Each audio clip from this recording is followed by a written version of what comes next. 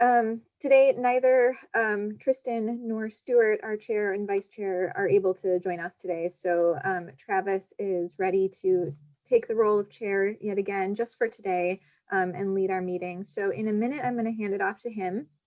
But before I do that, I'm going to read our statement that we have to read at the beginning of every meeting. I've got the shortest version possible now. So the governor has declared a state of emergency due to the COVID-19 pandemic, and the nature of this declared emergency makes it impracticable or unsafe for the Citizens Transportation Advisory Committee to assemble in a single location. This meeting and the required public hearings will be held utilizing electronic virtual communication with the Zoom software application. In accordance with virtual meeting procedures and policies as outlined in item 4.0-01 of the Virginia State Budget, HB 29, as effective April 24th, 2020. The meeting will be recorded and made available to the public at tjpdc.org. All right, so that's our statement. And I would also like to do attendance. I put it as item 0. So I'm just going to quickly read through our list here. Just trying to grab my member list. All right, so Tristan and Stuart are not present, we know that. So when I say your name, just unmute yourself and say present, please. So Lucas Bean. Present. Great. I know Donna couldn't make it, she emailed me. Patrick Healy. Is Patrick here today? I see his name. He's on mute. Patrick, if you want to unmute yourself really briefly, just to let us know that you're here and you can hear us and we can hear you. All right. Maybe Patrick's having a hard time with the mute button or unmute, so we'll give him a minute. Going back to my list, Gary Heaton.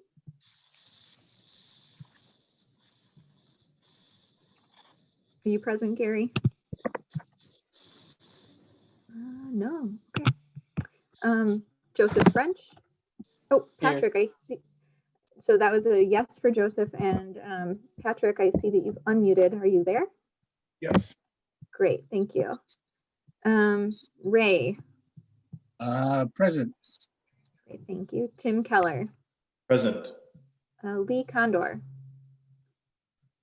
Didn't see him. Okay. Marty Meth. Present. And Travis. Present. And then our newest member, Nicholas Garber. Present. Great, so that completes the roll call. Nicholas, did you want to just quickly introduce yourself and let us know a little bit about why you joined CTAC and what you hope to do here? Yes, just quickly, I was a professor at the University of Virginia for over 40 years. I was the head of the Department of Civil Engineering for several years, and my specialization is in transportation. So I'm joining this committee because I really was looking forward to serving somewhere in the community in the transportation area. And I was asked by one of our supervisors, Mrs. McKeel, who asked me if I was interested. I said I would consider it, and eventually here I am. Great, well, thank you so much for joining us, and we're happy you bring so much expertise to the table. All right, so I'm going to quickly share my screen to show our agenda for today, and then I'm going to hand it off to Travis to run things. Thank you, Jessica. Welcome everyone, and good evening everyone. Welcome to Nicholas. So I'll call this November CTAC meeting to order. The first item on the agenda is matters from the public. Did we have any members from the public on the call? No, we don't. All right. So after that, we have approval of the July 15th draft meeting minutes. Did everyone have a chance to give those a look? I think we often give another minute or two here before voting on that.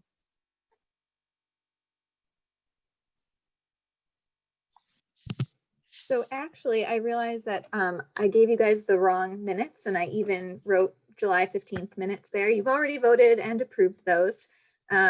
So my mistake, and in your next packet, you will see two sets of minutes, the ones for our September meeting, which is the one I should have included this time around, and November's meeting minutes. So sorry about that, guys. Thanks. Yeah, and sorry, I didn't catch that one either. Okay, so at 7:05, we have the performance measures and targets. Lucinda? Thanks. All right, I'm going to share my screen.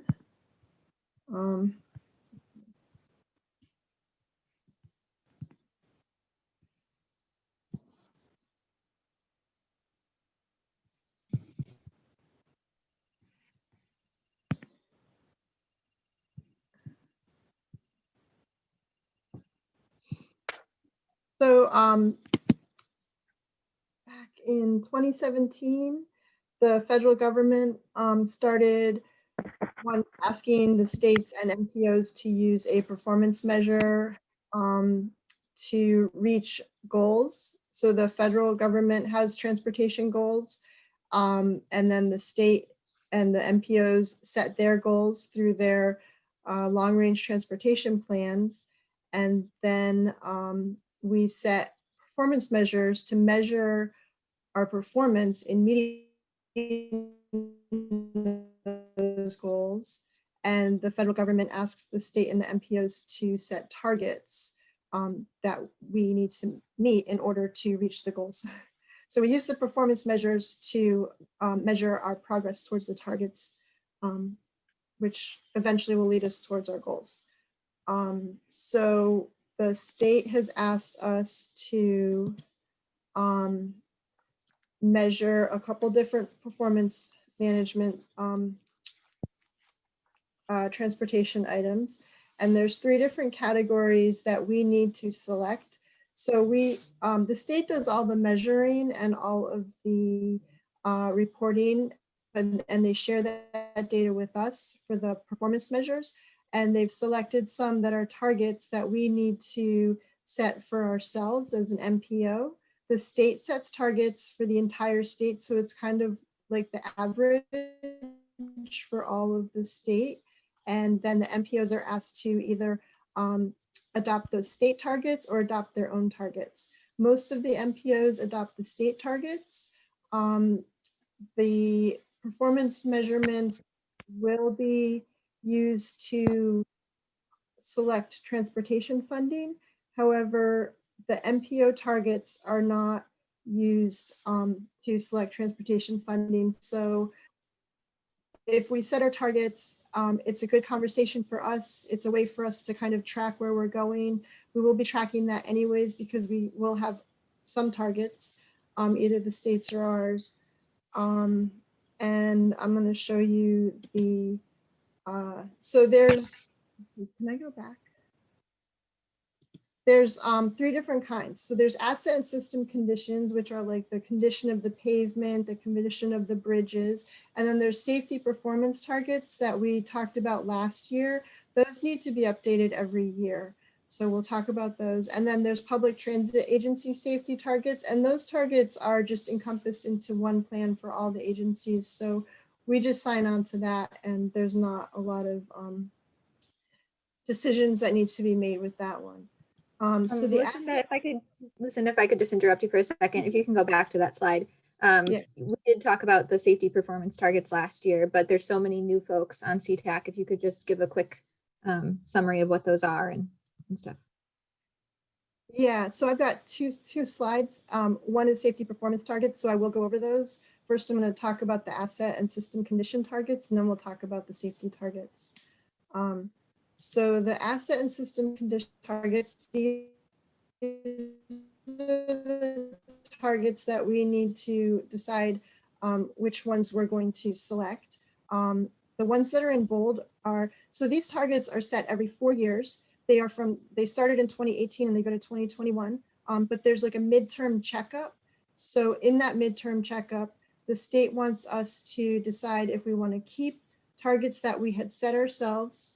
And then also if the state changes a target, we need to decide if we want to adjust that target as well.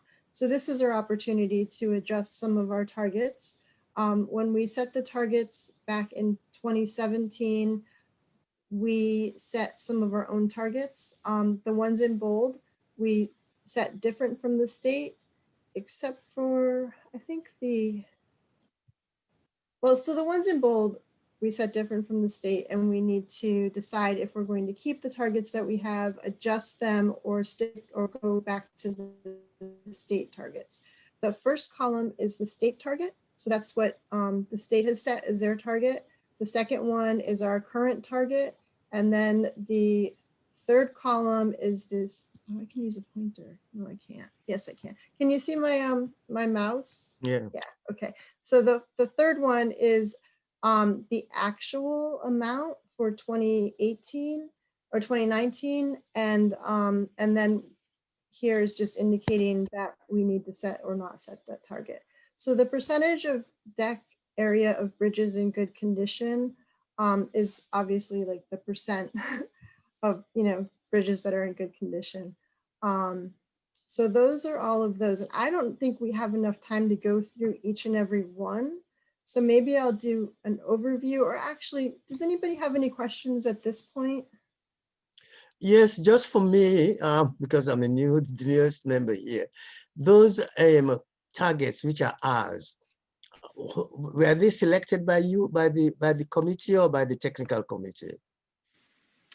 I think that the staff recommended the targets, and then the technical and your committee, the CTAC committee, would review them and then make recommendations to the policy board, and the policy board would make a decision on to adopt them or not to adopt them.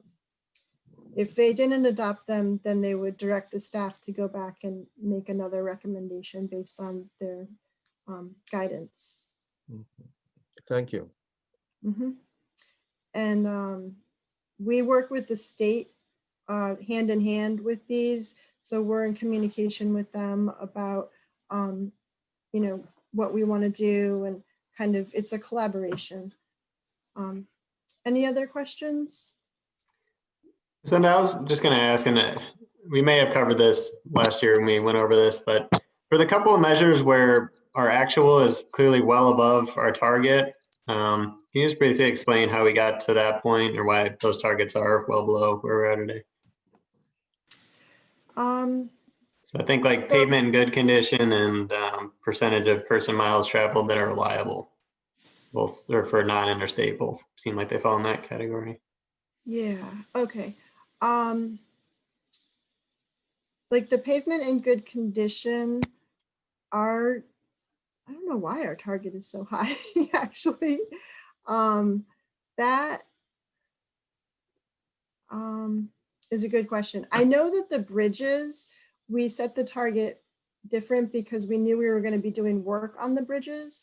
And then once that work is completed, we will have a higher amount. So that's why the deck area of the bridges, like we said, we were going to have 23% in good condition. Currently, our condition is 10%, almost 11%, but we're doing some work on the bridges, so we expect that to go up. The pavement, I'm not sure about the pavement one. I don't know if Chuck has any insight into that.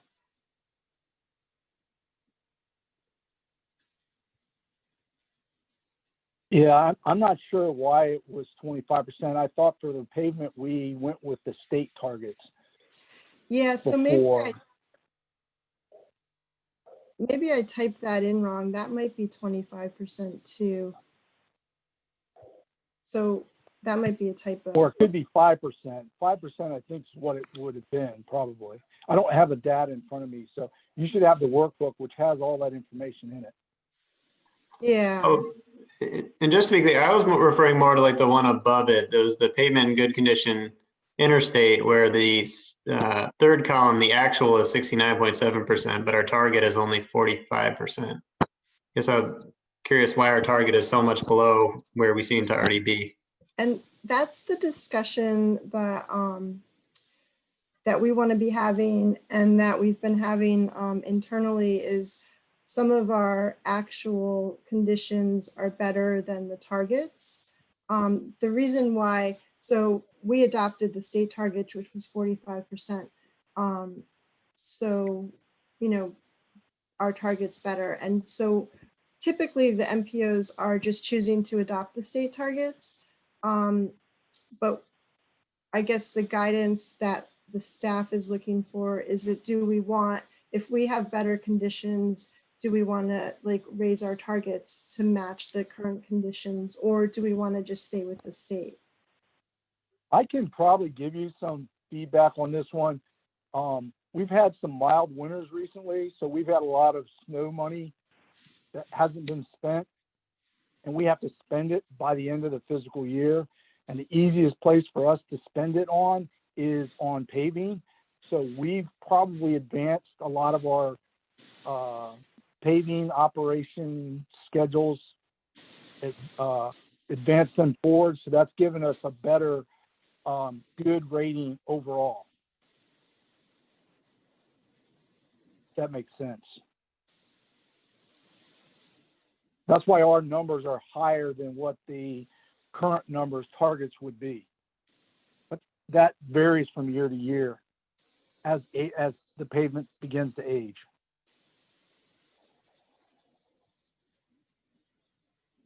One of the things that I noticed looking at the targets and the actuals is Northern Virginia kind of really affects some of those.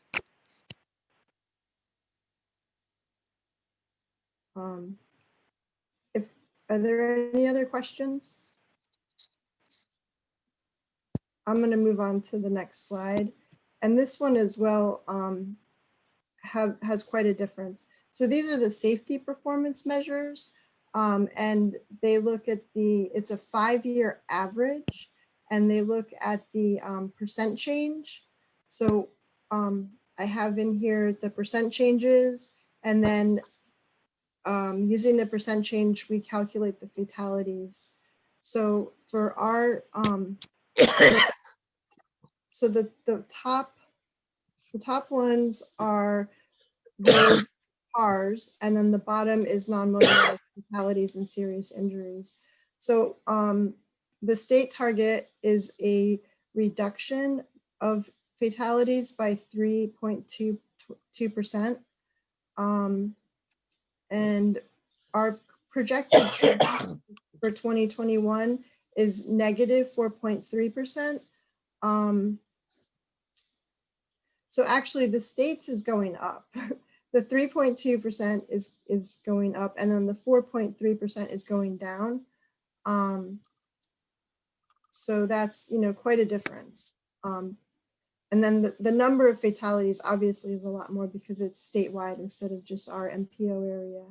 And then you can see the percent change in serious injuries is it would reduce by 1.46. That's what the state is going for. Our projected trend is 16.1%. And then the non-motorized injuries and fatalities is also going down by more than what the state has as their trend. So we need to, every year, we tell the state what targets we want to have for those as well. So this is going to be presented to the policy board. There are some workbooks that I'm working on getting on the website that has more data in them. It shows some graphs of the trends, and you can also look up, I thought it was interesting to see the other MPOs, their data as well. So is there any impact if you miss the targets in terms of money reduction or whatever? Yeah, that's a really good question. So there is no financial impact. The state sets their targets. They set their funding based on their targets and their measures. Our targets are mostly just for us. And we do have to report in our TIP our transportation improvement plan and in our long-range transportation plan, what our targets are, what the trends are, and what actions we're taking to meet those targets. There's no penalties for not meeting the targets for the MPOs. And I think that the reason it's a good way for us to talk about the trends of the condition of our pavements and bridges, and also, you know, the safety of our system. And it possibly could be a way for us to make local decisions about funding. But as far as the state funding and penalties, there's not really any consequences. There are penalties on the statewide level, but not for the MPO level. The statewide level, if we consistently miss our targets, the federal government can actually require us to focus all of our federal dollars on safety improvement projects. So there is a penalty, but it's not on the MPO at the MPO level.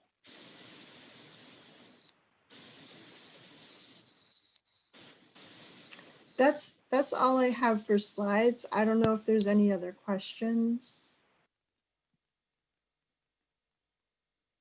Just another clarification for me. Can you hear me? Yes. Okay. These are based on actual data that provided by the state, the actual data, or do they just give you the percentages?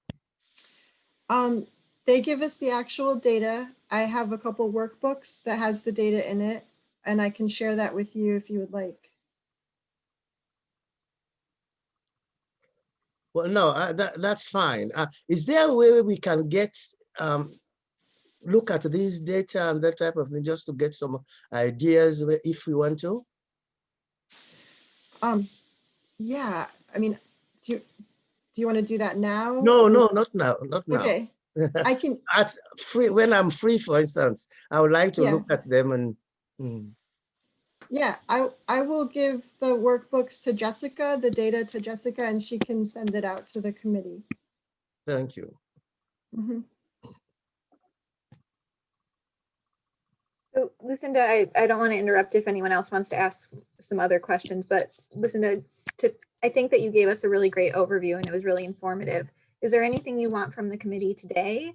And also, are you planning on coming back at the next meeting in January to talk more about this topic? And if so, what will you be looking for from CTAC at that meeting? So the policy board is going to go over this in their December 1st meeting. And in January, the policy board will vote on what measures they want to adopt, what targets they want to adopt for the measures. So in your next meeting, I would like, if you could and you wanted to, make a recommendation to the policy board. The simple question is, do we want to adopt the state targets, or do we want to adopt targets based on our trends and our data? And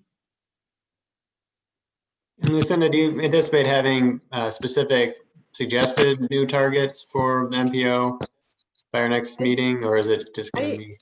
Yeah, I actually have suggested targets for, so there, I have the targets that the trends say in the workbook that we'll send to you. For the safety performance targets, I don't have targets for the asset condition ones. I think that I would stick with what we have unless the state advises that we adjust them. Let's see. I think I'm looking for from the committees whether we want to stick with the state targets or try to make our own targets. That's a question that I don't really have an answer to, and I'm looking for more guidance from the committee. What were the guidelines used by the committee to select our own targets? Do you know, were there any specific guidelines? There are not guidelines, as far as I know.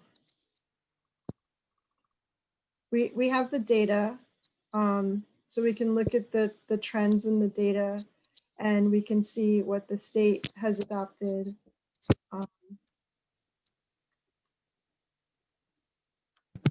So Lucinda, just to clarify for everyone, the trends that you would see in the workbooks, those predict what the levels of each of these things would be if nothing changed. So what we could do is if we wanted to, as an MPO, set targets that were more ambitious, we would have to in some way be thinking that we're going to be investing in some way to help change that trajectory, right? I don't know if it's realistic to think that we would be investing to change the trajectory. But, you know, if like, so going back to the safety ones, you know, if our trend of, you know, is being more safe and having less fatalities, we're probably going to continue along that trend. So it won't hurt us to continue to have those expectations and set the targets higher than the state averages. And I think that by having the higher targets, when we look at our long-term transportation plan and our transportation improvement plan, that we can have conversations about how we can meet those targets in the local areas. But I don't think that changing the targets is going to change any funding at the moment.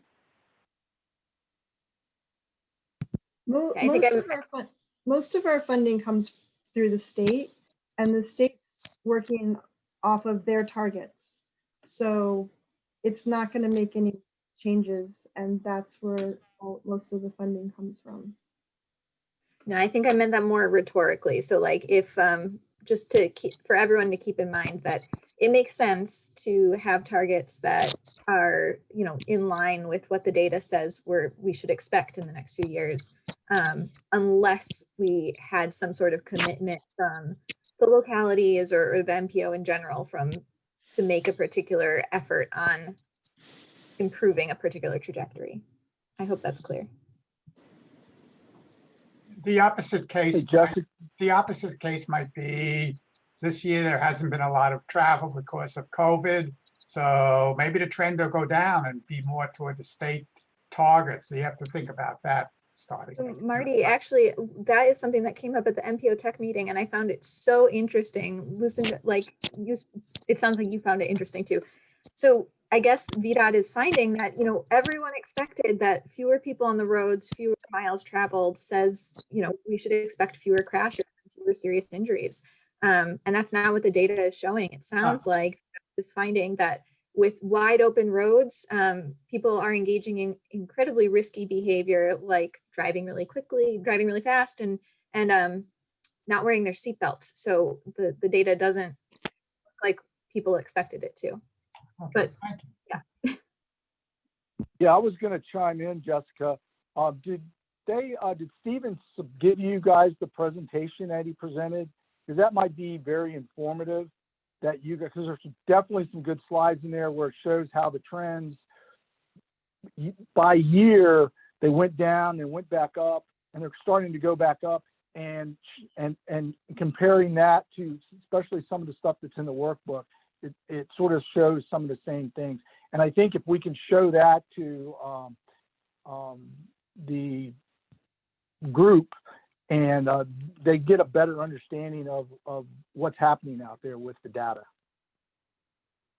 So Chuck, I think that's a good point. And for everyone else, what Chuck is saying is that the MPO Tech did see a presentation that, you know, went into even more depth than what Lucinda is sharing with us here. And if there is interest among committee members, we can ask Stephen to come and give that same presentation, perhaps more directed at the general public. So let me know if you guys find that to be useful to you.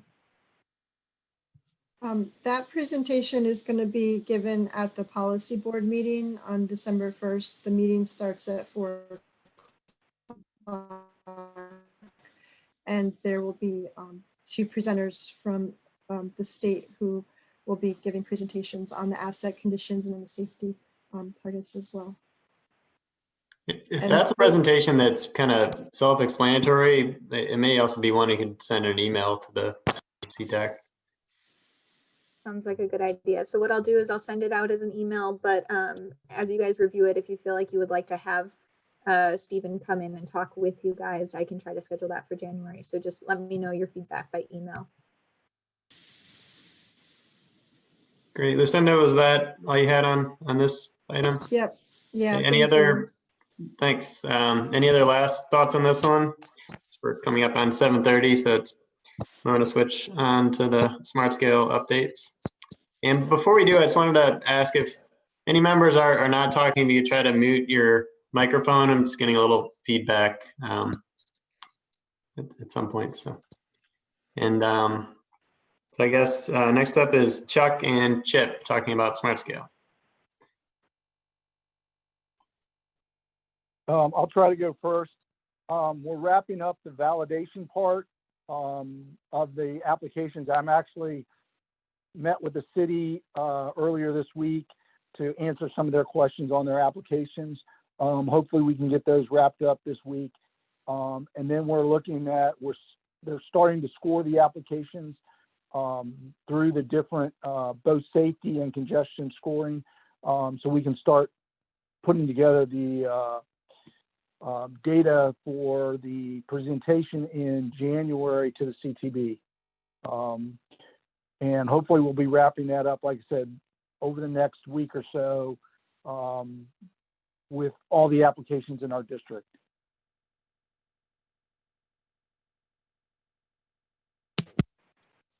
That's pretty much all I have on the status update for the smart scale application for this round.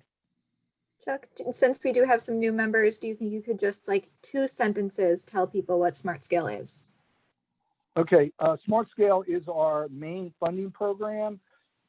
It goes on a 2-year cycle, and we work with the localities to identify the applications, the locations they want to apply for funding, and we work with them on developing their applications for submission.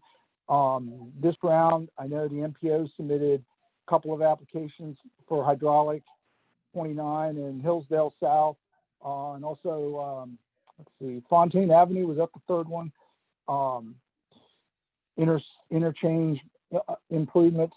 So those were the main projects. The city had 4 projects that they submitted: Preston, Grady,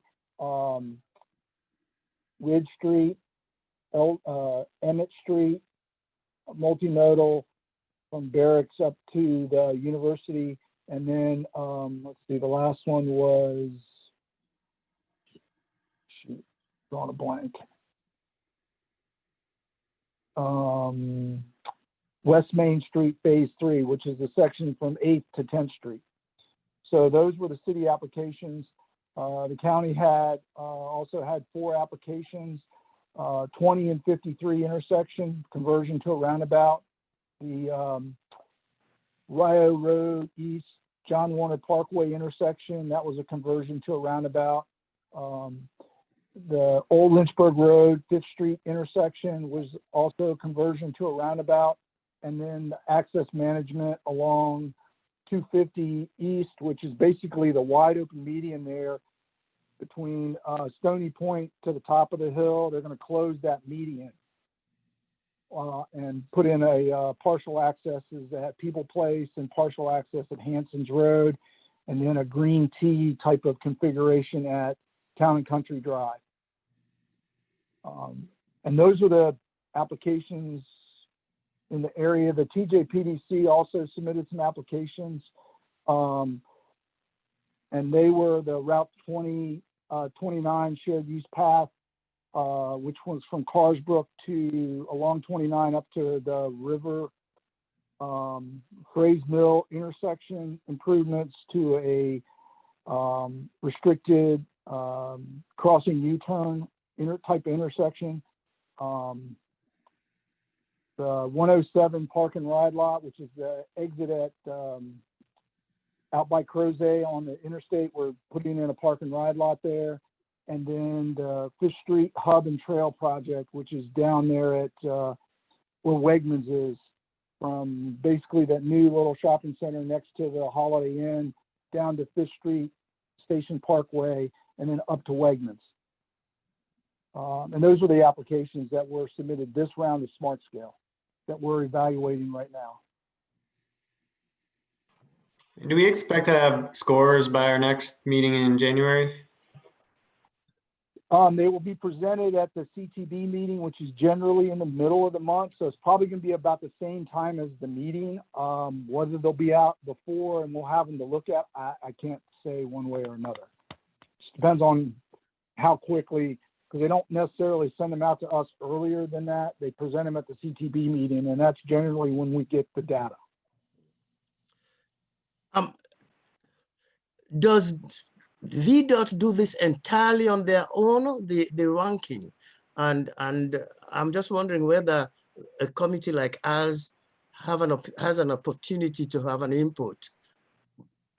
Well, and that's some of what Chip's going to talk about later. What we do is usually I go out and talk to the localities and the MPO and the TJPDC, and we try to work together to identify the projects that we want to focus on. Then I work with them on developing doing studies and developing the applications. And I assist them with my on-call consultants on putting together that information for them. But we're hoping to actually look at involving the various committees more this time. Generally, they run through the committees to get approval, and everybody's aware of them, and we run them through, but we want to definitely do some additional public involvement to try to get better applications than we have in the past. And that leads right into what Chip's going to talk about. Okay. Okay. I will go then. Can everybody see the memo? Yes, we can see it. Chip. Okay, I've got dual monitors, so you're either looking at my wife and son at his elementary school graduation or the memo. I wasn't sure which. Thank you all, and for those that I haven't met, I'm Chip Boyles, the director for the PDC and MPO. And I will go through a little bit of background. We have presented this to CTAC prior, and a couple of questions that you were just asking, led very nicely up to this, with Smart Scale being the funding source for our major projects here within the region. We do anticipate that as soon as the scoring is completed by VDOT and provided to the Commonwealth Transportation Board, we will be then coming back to CTAC as well as the technical committee with those rankings. Though the projects will not be awarded by the CTB until June, we will have a very good idea as to which of our projects we submitted scored well and those that maybe didn't score so well. In the past, both the technical committee and CTAC has had input on the projects that we submit. When I say we, the MPO, we can submit 4 projects for consideration with the Smart Scale funding. Both CTAC and the technical committee, along with the MPO Policy Board, they also get to review the local projects that are submitted by the City of Charlottesville and Albemarle County, just as a review, and they can vote to support those or not, but they don't have any type of selection input for those projects. In the past, we haven't identified our priority projects until starting to get close to the application period. And it's caused some problems here and there. Plus, it's just a better process if we can get the community engaged earlier. And especially for CTAC, we'll give my warning here. I do believe CTAC is going to take a much more active role in helping to select the projects that we will recommend to the policy board to then submit for a funding application. Working closely with both the technical committee and CTAC, what we're proposing with this policy is that as soon as we get the scores out from the current rounds, we begin trying to identify our 4 or 5 projects that we want to start to consider for the next round, which will be a year and a half later. But by identifying those early, we would be asking the MPO Policy Board that out of the 4 projects we could submit, to identify 2 of those that would be what we call priority projects. By priority, we will go ahead and begin working.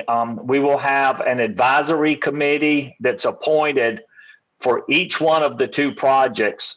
And the advisory committee will be based upon, neighborhood involvement, business involvement, or other direct stakeholders that should have some type of input with the projects themselves. Working with VDOT, hopefully, we'll be able to get some technical assistance so that we can get some transportation engineering as part of the effort, so that we can come up with as well a defined project with a full amount of community engagement by the time that the applications are due. I would love to be able to do this for all 4 projects. This would be the first time we've done it. I'm very concerned that we won't even have the funds to do 2 priority projects, but we are going to commit to that in this first round and see how it goes. And hopefully with VDOT's help, with a consulting engineer, we'll be able to pull that off. So that's kind of the background. Again, we feel like we haven't been able to provide the community input that we would like to with previous rounds. And so that's why we're recommending that this policy be adopted by the MPO Policy Board. The other thing, one of the major changes in this from the first draft that you saw is that we did include a provision in here that the MPO Policy Board can waive this process if a project were to come up that they felt was more important than those 4 that were previously identified. I think it's a very long shot that they would want to go around this policy if adopted to do that, but it's very similar to the Commonwealth Transportation Board. No matter what the project score that are submitted statewide for smart scale, the CTB can always move a project up. They just have to be able to explain and document to the public why they may have jumped a project up. This would be the same thing here, but the policy board would still have that ability. So what we're looking at is that in January to February, when the scores come in, we'll immediately present the scores to you.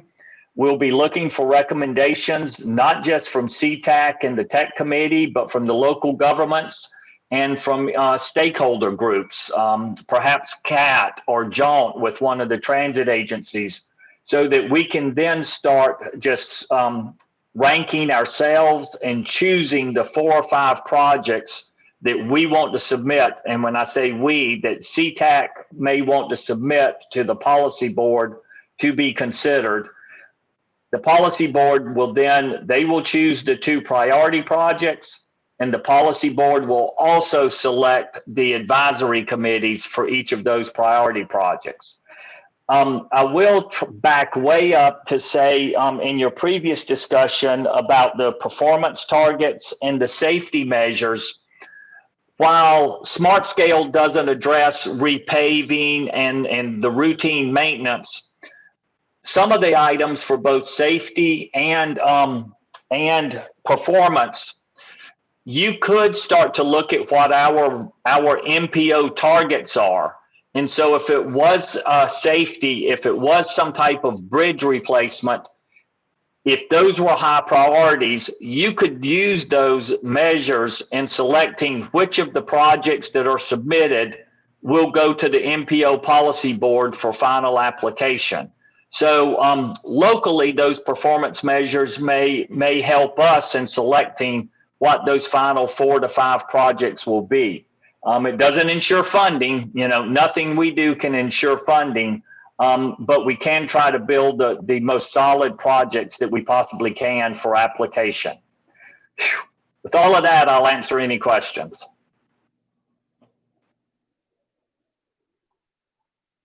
I just had one, I guess, more comment. One thing, or I guess 2 comments based on our past kind of experiences with smart scale applications.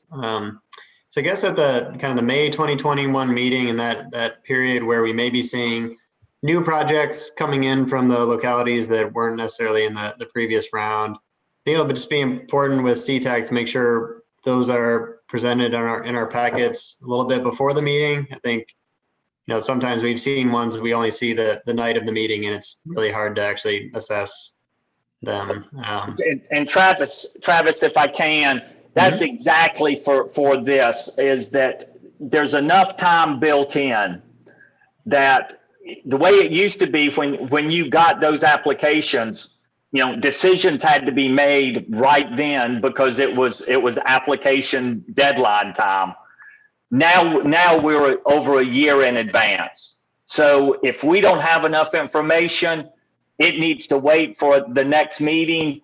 We've got the time to do that. Great. And then just my second point related to that, just making sure that on our agendas for those meetings, we have enough time to actually kind of really think through and talk through the projects. Good idea.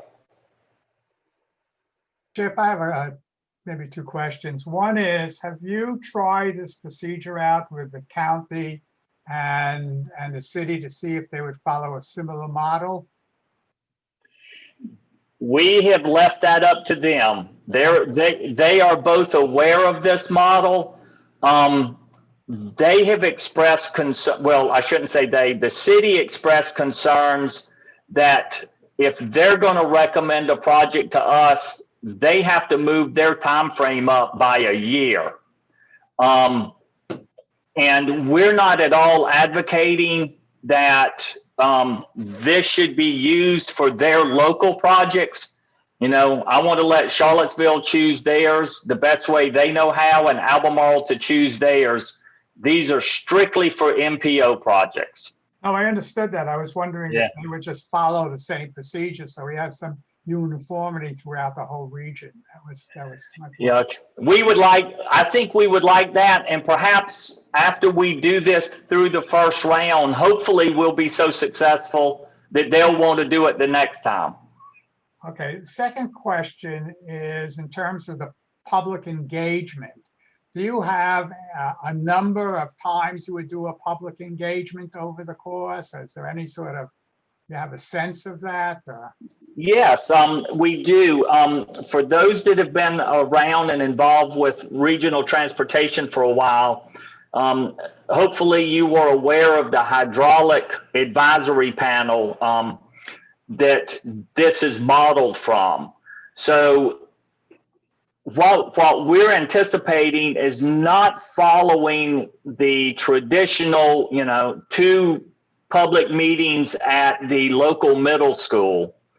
But what we're looking at doing is to live stream each of the committee meetings, with a running website so that all of the information is on the website and can be, people can visit, whether virtually or in person, the committee meetings, so that there'll be a running conversation rather than 2 or 3 single meetings. And according to the size of the project, and not only the size, but possibly the controversy of the project, I think that number of committee meetings and public engagement numbers will vary. Okay, sounds good. Thank you. You're welcome. And I recommend if you would like to see what we have in mind, please, I always preface this. It's a much scaled down version. We don't have the funds that we had for the hydraulic panel. But if you were to go to Route 29 Solutions, I think it's .org. There is all of the history on that Route 29 project that we're modeling this after.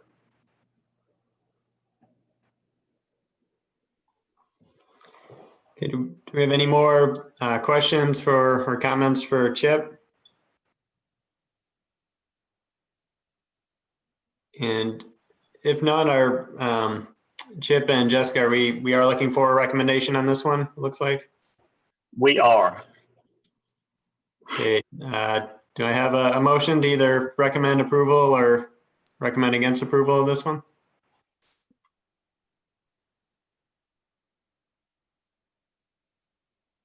I recommend approving the procedure that Chip outlined. Okay, do we have a second? Second. Okay, all in favor? Yes. Aye. Yes. I guess, should we go one by one? Jessica, could you get all that? Or? I got a couple of yeses. If there's anyone who wants to say no or abstain. Yes, for me. I was waving my way. Yes. Okay, why don't I just go through one by one and Okay. wait, Travis, yes. Ray, Yes. Marty, Yes, Joe, Yes. Lucas, Yes. Nicholas, Yes. and Patrick, Yes. and Tim. Yes. Thank you. Thank you, everyone. Thank you, Chip. All right, so that passes. And then next on our agenda is the Ravenna River Bicycle and Pedestrian Crossing. Great. Okay, so we gave a presentation along with Albemarle County and City of Charlottesville and Chuck from VDOT on a feasibility study that had recently been completed, looking at a potential bicycle and pedestrian crossing over the Ravenna River in the vicinity of Riverview Park. We did that back on November 12th, last Thursday. I think I saw some familiar CTAC names on there. Can people tell me if they were there or not? If no one was there, then I'll go into a little bit more detail. Okay. All right, so that the agenda we covered at that meeting was to talk about the project's history, a little bit detail about why the feasibility study was done, what it was looking for, the results that the feasibility study found, and that was particularly there were two potential route options that the consultants found to go across the river and up into Pantops. So we compared the two results, or the two route options, the results, how they were similar and how they were different. And then we talked about next steps. We set this up as an opportunity to get a lot of public feedback. It wasn't just us giving out information. We also wanted to hear from the public.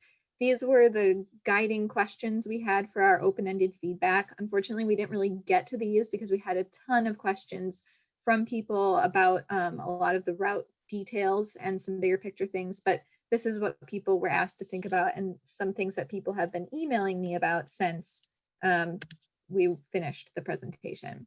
So for you guys, I'll give a really brief version of the presentation we gave on the 12th. So just what we tried to do with the project history was inform people that this was not a brand new idea that came out of nowhere. The idea of having a crossing over the Rivanna near Riverview Park is something that has been talked about in Charlottesville for a really long time.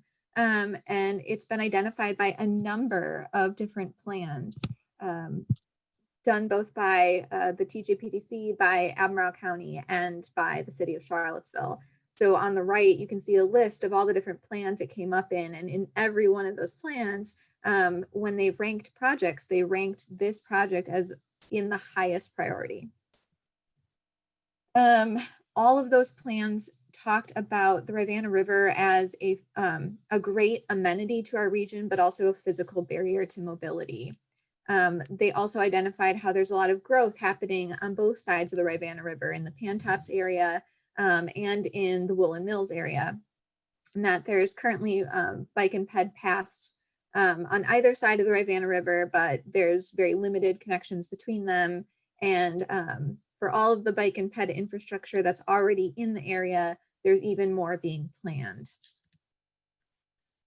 The reason this project is so exciting, I know that there's a lot of people who think about a lot of different places where you could cross the Rivanna River. A lot of people are very excited about the idea of a bridge going near Darden Tow and Penn Park.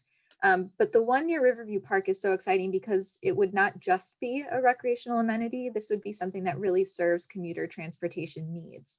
And this is a map from the Pantops master plan that shows the study area in orange, that little circle that the feasibility study really honed in on. It shows how many people live in Pantops but work in downtown Charlottesville, and all the people who live in the Charlottesville area, like really in Charlottesville, and commute to Pantops for work. So all of these people are living a bikeable, walkable distance from their places of employment. So this particular bridge would have a lot of commuter benefit as well. In 2019, staff from the City of Charlottesville, Albemarle County, and the TJPDC requested Chuck to investigate the feasibility of such a crossing. And that feasibility study was, while it was underway, it was discussed at joint meetings of the city and the county 2 different times. And at one time there was a presentation on it. And then we talked a little bit about why the feasibility study was done. So it was done at the request of local staff. It was completed at VDOT's expense, and it was done by a contracted engineering, planning, and design firm. And what I included in your packets was the full memo that we got from VHB with all the details of the feasibility study results. Okay, so what Chuck's team asked the consultants to do was to determine whether a bridge in the study area was even possible from an engineering perspective. They found out that at least 2 route options looked possible. And then they were asked to develop a conceptual plan for a bridge in the study area and develop a planning level engineer's cost estimate for the conceptual plan. And they did both the conceptual plan and the cost estimate for both of those 2 route options. And then we looked at the results. So these are the 2 different route options that the consultants came up with. One was a more northerly option in orange. It went from the end of Chesapeake, or the intersection of Chesapeake and Riverside, across the river, and then up as a shared use path to the intersection of Pantops Drive and State Farm Boulevard. I've drawn it as a really straight line. It is not intended to be a straight line. There's a lot of switchbacks that follow the topography of that slope to make it not so steep for the user. And then the other option started at the east end of East Market Street and went across as 2 different bridge pieces. And then again, as a shared use path up the slope to that exact same intersection. And then to give people a better idea of what exactly that would look like, here are some renderings. So this is option 1. You are looking south. Over here, this is Riverside Avenue. This is the Riverview Park. And here's where the bridge would begin. It would be a single truss bridge that would go right across, and then you can continue up as the shared use path over here. And this is a rendering of what it would look like with some users on it. And option 2, this was the one beginning at East Market Street. You're now looking north. This is Market Street. Here's the railroad tracks. So it would begin at the end of East Market Street, go across as 2 pieces with a pier in the middle of this island here. And then we compared the engineering basics for each of those options. So like I said, the first one was a single truss bridge, 325 feet long. The bridge would have a clearance of 40 feet over normal river height, 15 feet over floodplain, and the entirety of the bridge and path would maintain a grade of 5% or less. The second option, beginning on East Market Street, was an arch bridge with a pier in the middle of the river. Each span was 296 feet long. The first span was the one that would be closest to the river itself. That one had a clearance of 5 feet over normal river height and 1 foot over the floodplain. And that bridge and path were able to mostly maintain a grade of 5% or less, but there was a small section of it 150 feet of the shared use path, that would have a grade of 6.5%. Jessica, can I break Yes, in with a go quick ahead. question? For the second option with the 1 foot over floodplain, do you have a sense, like in the storms last week, would that have overtopped that second bridge? That's a good question, and I think it's something that would have to be investigated a little bit more deeply, given that they expect only 1 foot of difference between the bridge and the river. Yeah, it's not something I know for sure, but it's something that would have to be investigated. So good question. Then I tried to situate the project area and both of those options into the bigger picture of bike and pedestrian infrastructure. So the black circle is the study area. Here's the river in blue.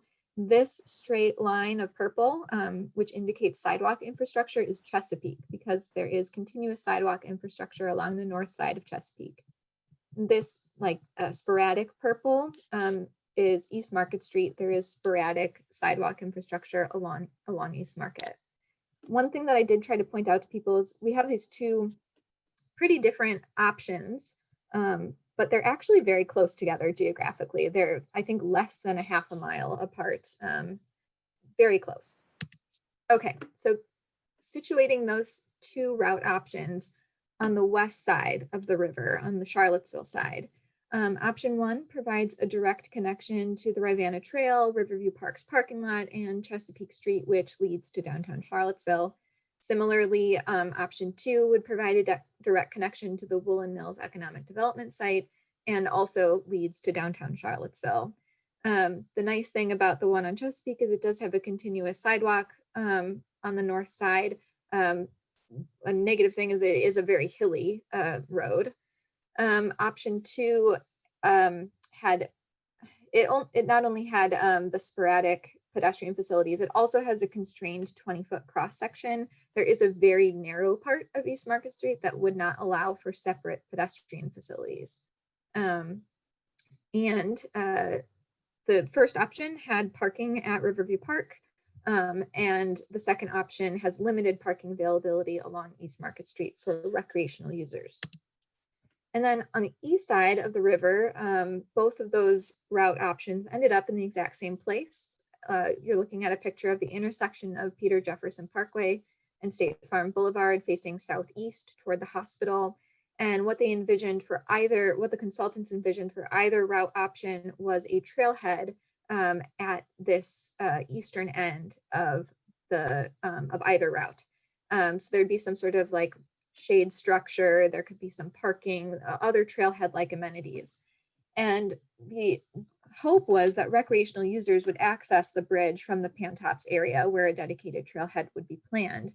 And that has the potential to alleviate parking and access issues at Riverview Park and the surrounding neighborhood.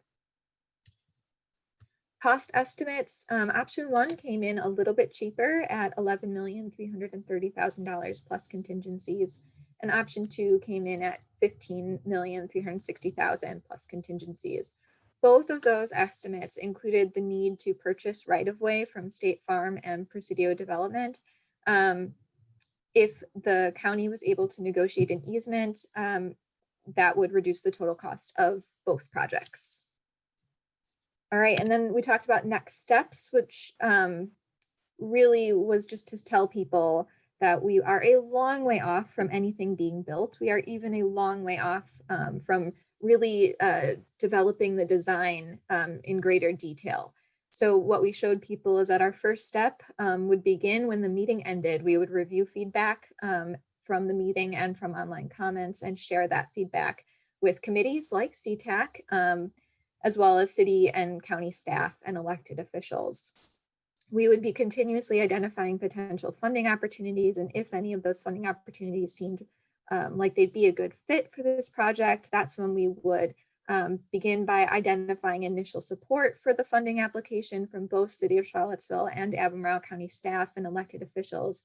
At that point, we would have to really determine an alignment. Do we want to go with Route 1? Do we want to go with Route 2? And then we could submit a funding application, and if that's awarded, we're looking at then moving into a design phase, which would be heavy on public input. And then finally, we could move into construction. Then we took a bunch of questions. We took so many questions, and I've gotten so many comments via email that I don't have them prepared for you today. But I can say really broadly, we heard two main themes, I would say. One of the themes was parking. People are concerned about parking, not just in the context of this project, but in that area, whether or not a project like this would go in. It sounds like parking is a problem at Riverview Park area. And they wanted to talk about that at this meeting. The other thing that we heard repeatedly was that there is a residential character to this area, and they were concerned that an amenity like this, especially for recreational users, would be just so appealing that it would encourage lots of people to come to that area, and that might ruin the, from their perspective, ruin the residential character of the neighborhood. So that's what we heard. I guess what I'd like from you guys today is to hear what you think about the two different route options, and about the project in general, and how we should proceed, and how we should talk to elected officials about it. I'd like to make a quick comment. I showed the information to a bridge builder friend, and his reaction was that it's a no-brainer. Number one is what should be built. And he gave me a list of reasons why. Aesthetics and the problem of the pier in the middle of the river were all, the contingencies were going to be higher than what you expect for the second option. So that I would just, from a professional bridge builder, number one is the choice is a no-brainer, was a comment that I heard. Thanks for that. Any other comments? Tim, I see you. I would just like to compliment you all on the presentation. I think that it was really professionally done. I think that, do you have the count on how many people were there? It was an amazing number. It was a lot. I think we were at 60 at one point. I think I think when I looked, I saw 63. So, and engaged. I do have a question for Chuck, and that is, given what we all know, the pressures that are on that area, especially once the woolen mills really gets going. I mean, really, as the developer who was on part of the discussion was noting, I mean, it really hasn't even had a chance to open fully because of COVID. And even though there is the one-way traffic down Chesapeake and circulating around, and we have to remember that there's a dividing line between city and county. So in terms of an organized constituency group of both city and county residents who are extremely concerned about the impact on their greater neighborhood, it's really seems to me from listening, it's going to be a significant sales job. So my question to Chuck is, wouldn't it be better at some point for us to have an alternative instead of having selected two that are right so close together? I mean, I wonder about one like down near the old fairgrounds or a place like that, just so that we could have had two very different kinds of areas for the suggested crossings. We originally looked at about 6 different locations in this area. We didn't want to go up further north towards Freebridge or north of there, because those have been looked at also before. We wanted to focus in on this area, and that was something that came out of the committee early on. And we did look at a crossing going south across, is it Moores Creek, and then crossing over further to the south. But it's just those options weren't as good a locations as these two. Connecting to Market Street there, the closer you get to that railroad bridge, it's going to put it right at Woolens Mills. So there's parking at Woolen Mills, and the people from Pantops can go there into the city. They don't necessarily have to go down Market Street. Chesapeake does have a lot of facilities. Most of the other locations we looked at had impacts to the residential developments that are existing along the roadways there. There's not very many places that you could tie down and with the structure because of the floodplain limitations. Even if you look at the floodplain maps, the intersection at Chesapeake right now is in the floodplain. So there's not a lot of good places where you can actually put the bridge where it would be feasible to put it. And I think that's why we ended up with these two locations, because they were the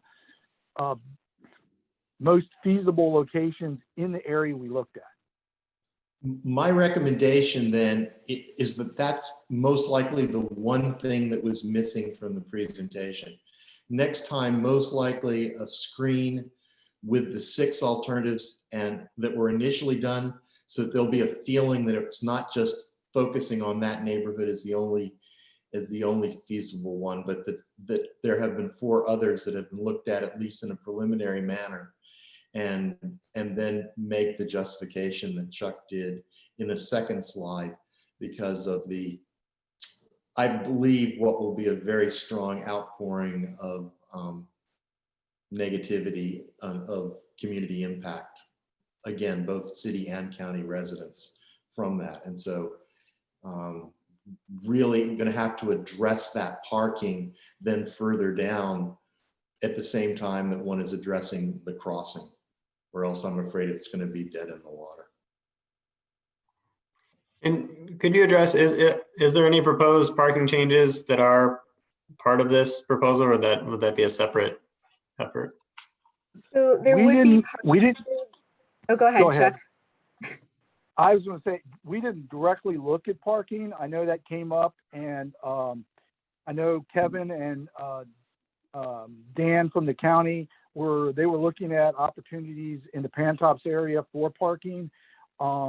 I know at the Woolens Mills site, there is parking there that could be utilized. Additional parking on the west side, we didn't really explore that option any further, because there's very limited places you can put it other than near the Woolens Mills property. But they were definitely looking at it on the Pantop side. Yeah, I think the way I put it for the Pantop side is that there is expected to be parking there as part of this project if it's built, but we don't know at this time how much or where exactly. And then on the west side, not part of this project, but Tim Padalino from the county did talk about looking at the parking situation, or someone talked about looking at the parking situation at Riverview Park, not as part of this project, as something else that they're trying to deal with, because they already know that it's a really popular park and the parking situation there is not enough. I have a couple of questions. One just to help me is, when you start at Pantops and walk down on either of the bridges, how long does it take walking, not biking? That's a great question. I don't know. Chuck, do you have any guesses? Yeah, I don't know either. Okay. I'd have to look. Okay. I mean, there's a pretty detailed, in the study, there's a pretty detailed layout of the alignment of the path. Yeah. The shared use path, how it works its way down the hill. And for a large portion of it, they follow the same alignment. The reason for the grade for option 2 was because the distance is shorter. So you couldn't make the grade up, crossing the river, going up the hill. So that's why it had to be a steeper grade for a short section. But the one at Riverside Park, that's going to be a lot longer shared use path portion to get around State Farm over to where the bridge crosses. Okay. So the other thought I had in looking at your timeline, when does the county and the city have to put in the budget funding for the construction? Have you taken that into account? Because it looked to me like you just somehow assumed the county would put it in very quickly, and the city.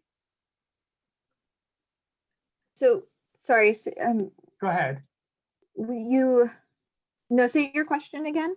When would the county and the city have to put in their budget funding for this project? Is it spring 21? Is it in their fiscal year 21, 22, what? So that would depend on the funding opportunity we were seeking. So if it was a smart scale situation, smart scale does not require either the city or the county to put up any funding in order to move forward with that project. So smart scale, they wouldn't necessarily need to put anything in the budget ever, but something like, revenue sharing would. Chuck, did you want to talk a little bit more about that? Yeah, the TAP has a match grant, and revenue share is a 50-50 match, but they only match up to $10 million over a 2-cycle period. So you're limited to $5 million each cycle. So the city and the county would have to figure out if they want to apply for those pieces, and then they'd have to come up with the additional funding to cover the additional cost that would be incurred. Like I said, smart scale, they wouldn't have to incur anything, but we'd have to further evaluate the application and develop the application. So there would possibly be some, and we could probably help participate in that cost of putting together the application. But there wouldn't be any necessarily a match from the county or the city. It helps if you can buy down the cost of the project because it makes the cost benefit greater. So you're more likely to get the project funded in smart scale if you do participate. So it doesn't necessarily mean you shouldn't, but you don't have to. Okay, so I just worry about the timing. That's why I would just bring that to your attention because you need to take that into account. Otherwise, you have a theoretical project and a theoretical start or end construction date.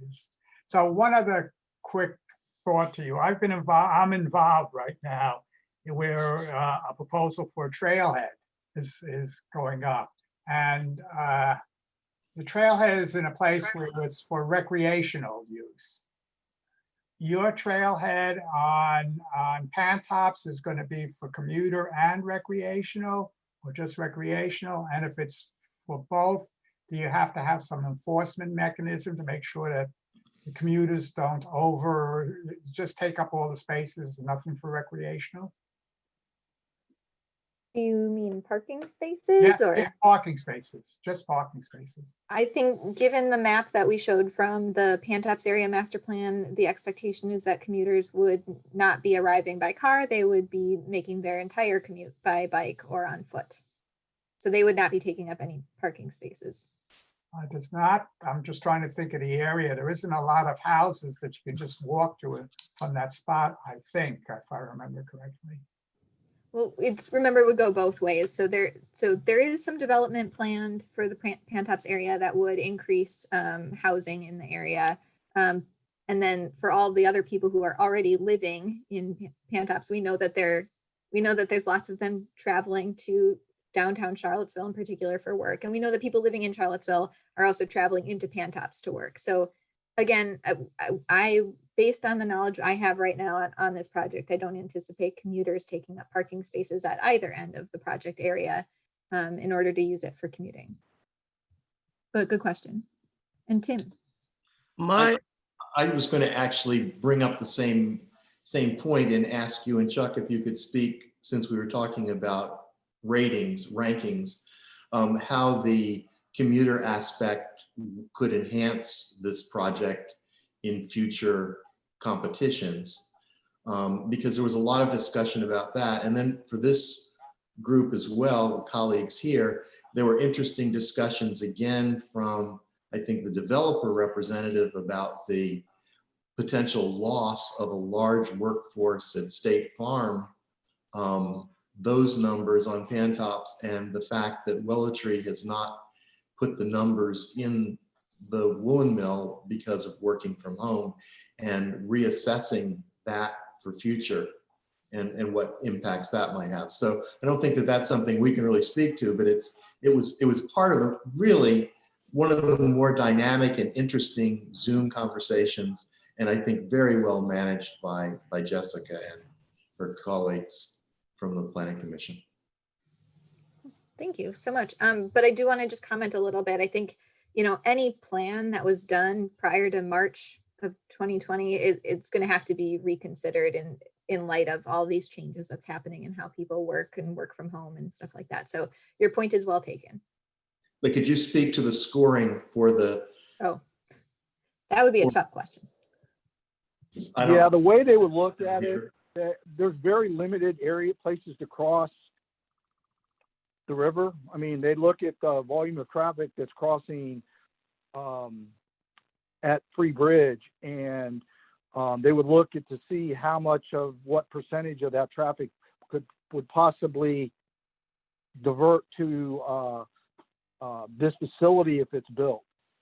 And since that number is so large, it would probably be a pretty significant number. And it would get scored based on how much relief it would provide to that facility. So, which would be significant. And right now, that's one of the worst sections from a congestion standpoint. That's one of the worst sections of road in the MPO area. And there's not really any, we've looked at plans to improvement. We've studied several plans to improve it, but we can't get consensus between the city and the county on what we can do to fix it. Mainly the bridge at the county-city line. The county is looking at improvements along the 250 corridor. We're actually doing a project to rebuild the interchange at 64. We're looking at the access management project on 250 corridor. We've got a project that was approved last round or the round before that for improvements at Stony Point and 250. And it's just, we're looking at some improvements in the county, but we can't get anything to make improvements to allow more throughput into the city. This will be a way that people could divert to that, provide that facility. So one quick follow-up on that. Where are we in terms of a major pedestrian bicycle crossing on 250 that would bring that large potentially bring that large residential community on the north side of 250 over to the south side where they could meet up with this trailhead and come across the bridge into town? That I'd have to reach out to we'd have to have that discussion because I don't know. I know there's been some discussions with, as part of the Pantop's master plan to provide those facilities. I know they're looking at providing crossings at Rolkin, but beyond that, I don't know. And there's not a project in the pipeline right now for that. It definitely should be something we could consider. Either an overpass or some sort of facility to get that's separate from an at-grade crossing to get us across without having to go, because the only other place to do that would be down at Free Bridge. You can go under the bridge along the existing trail to get from one side to the other side, but there's not a good place to cross unless you go to the signal and cross right at Stony Point or at Riverside. I mean at Rolkin. I guess what I'm getting at is that if you say that it would score better if it really could relieve congestion and it really began to take on a commuter role to the greater downtown from the county on the north side of the road, how can you use those numbers from the north side of 250 if we don't have a major opportunity for those people to be able to cross 250? You see where I'm going? I don't think the analysis gets that refined when they're looking at it. They're looking at pulling off traffic and shifting it over and its effect on the larger capacity of the roadway, how that would improve the capacity of that roadway. So it's just going to be the percentage of traffic volume they peel off. And I don't have that those numbers in front of me, because I check the analysis, but I don't actually do the analysis. Can I just make a general comment on this? In addition to the financing and timing, which are important, I think, but I think a major factor a project of this type is really community acceptance. And I think there should be a strategic plan. If this is a program that should go through, to have a strategic plan for us information to give information to the community on the benefits and disadvantages of the project, and try to show clearly that this project will be very beneficial to the community. Because I can anticipate that a project like this type will take the same format as what's happening with the bypass. And one should be able to, first of all, to say, how are we going to tell the people that this is an important project? These are the advantages. This is how it would benefit the community. To me, is a very important aspect of this process. I just want us to be thinking about that as we go ahead. Thank you for that. Yeah, I think that's a good point.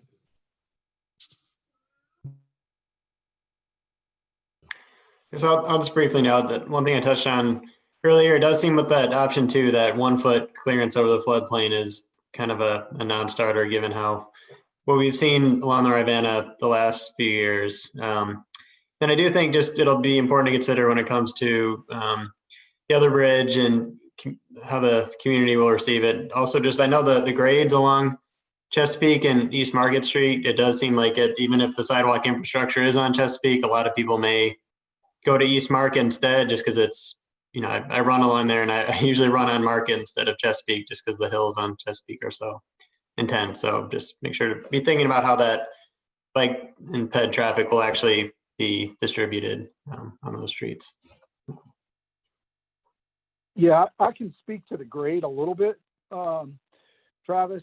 Because it's downstream, the bridge is lower. The floodplain is really wide at Riverside. It goes all the way to almost to the houses, and it goes all the way to the intersection. So we had to keep it up higher than at that location than we did at the option 2. Option 2, we held to the road elevation, which was our tie down point on the west side. So that's where we started off at.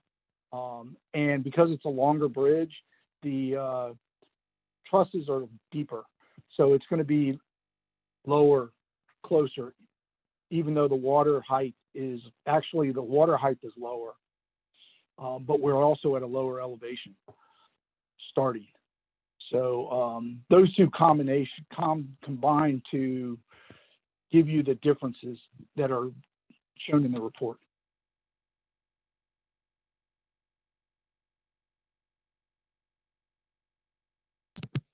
Cool. Well, if people have any additional comments or questions, you know how to email me. All right, and since we're running a bit long, I think Jessica mentioned she may want to push the bike ped pedestrian count update to our January meeting if no one has any concerns with that.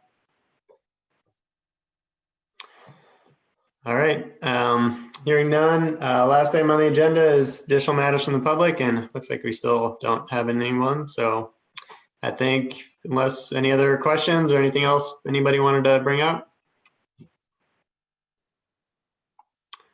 All right, well, I think we can adjourn for the night then. Thanks, everyone. Jessica, anything else you wanted to say before we wrap up? Nope. Thank you, everyone, for showing up. We'll see you in January. Have a good rest of your year.